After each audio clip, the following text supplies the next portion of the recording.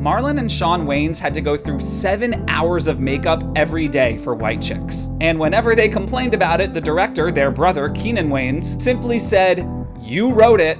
White Chicks turns 20 years old today, so here are some things I bet you never knew about it. It's the early 2000s, and Marlon and Shawn Wayans have found a ton of success with their sitcom, The Wayans Brothers, followed by Scary Movie 1 and 2. But they were looking for their next project to work on. According to interviews with Entertainment Weekly, Shawn called up Marlon at 5 o'clock in the morning one day with an idea. Shawn says he wasn't sleeping much back then, and Marlon recalled his brother was drinking a lot of green tea at the time, which gave him ideas. Shawn says he saw Paris and Nikki Hilton on the cover of FHM magazine, and quote, "They were getting in fights and stuff and acting really rowdy and raunchy, and I just thought it would be funny for me and Marlon to play two white girls like this." Marlon had no idea what he was talking about and went back to bed. But the next day they got together and hashed it out. The big question was, how could they pull this off? But then they thought if Some Like It Hot could do it, so could they. They then brought the idea to their older brother Keenen, who created In Living Color and directed Scary Movie, and Keenen thought they were high, but eventually he came around. The three of them co-wrote the movie, and Keenen came on as director. When you look back on the film, it has a wild cast that includes Busy Phillips, Jennifer Carpenter,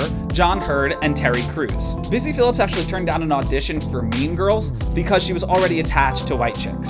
And she has said for years she was embarrassed by White Chicks. But recently she's had a change of heart, and now says she's proud to have been in this ridiculous movie in 2004. Terry Crews auditioned for the Damon Wayans sitcom My Wife and Kids on the same day that he auditioned for White Chicks. He told Entertainment Weekly that he bombed his Wife and Kids audition, and with nothing left to lose, he let it all loose in his White Chicks audition. By taking the pressure off himself, he said everything clicked, and he landed the role of Latrell Spencer in White Chicks. He later said he was thankful that Damon didn't have time to talk to his brothers. Crews said he based his performance off all the self-obsessed womanizers he had met while playing professional football. Crews was in the NFL from 1991 to 96. Marlon and Shawn hung out with real white women to develop their characters, which sounds ridiculous, but here's their quote. "Shawn and I went out and did research, and we'd sit with some of our white girlfriends. He picked his prototype, I picked mine, and found the voices." They worked on their characters for weeks prior to filming. The movie shot in Vancouver in the winter, and was given a $37 million budget by Columbia Pictures. And yes, Marlon and Shawn had to sit in the makeup chair for hours every day before and after shooting. Marlon said the makeup, costumes,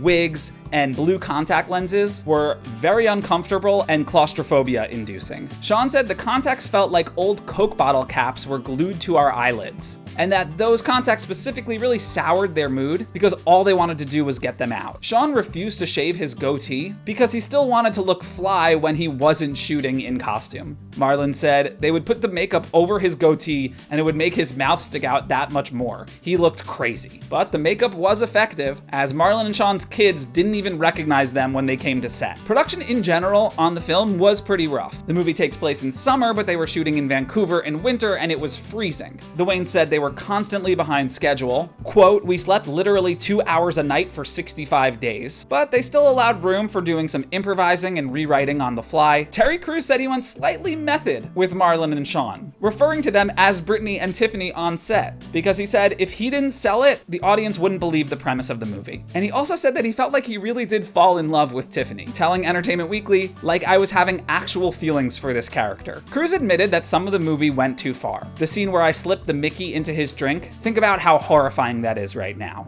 Crews said he practiced his performance of Vanessa Carlton's 1,000 Miles in his hotel room mirror for weeks prior to shooting. And when it came time to film that scene, he nailed it in one take. Vanessa Carlton has said she thought the scene was funny and appreciated the Wayans for putting the song in the movie because they liked it, not because they wanted to make fun of it. In 2020, she said people still bring it up to her all the time. White Chicks hit theaters on June 23rd, 2004, making $19.7 million in the US opening weekend, putting it at number 2 behind the Michael Moore documentary Fahrenheit 9/11. Can you imagine a political documentary opening at number 1 at the box office today? 2004 was a different time. Critics hated White Chicks. Only 15% of the 126 reviews assessed by Rotten Tomatoes are positive. and over the years it's been accused of being offensive, sexist, and racist. But in 2004, it went on to make $113 million worldwide, tripling its budget. I couldn't find info on the DVD sales numbers, but home video was king back then, especially for comedies, so one has to assume that strong DVD sales as well as cable TV airings helped establish the movie's enduring legacy.